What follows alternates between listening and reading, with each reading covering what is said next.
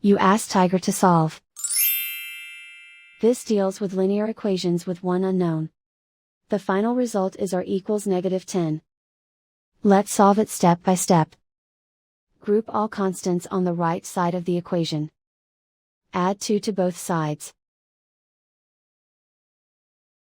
Simplify the arithmetic.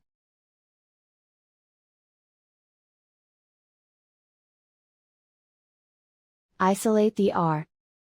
Multiply both sides by 2. Group like terms. Multiply the coefficients. Simplify the fraction. Simplify the arithmetic. And so the final result is r equals -10.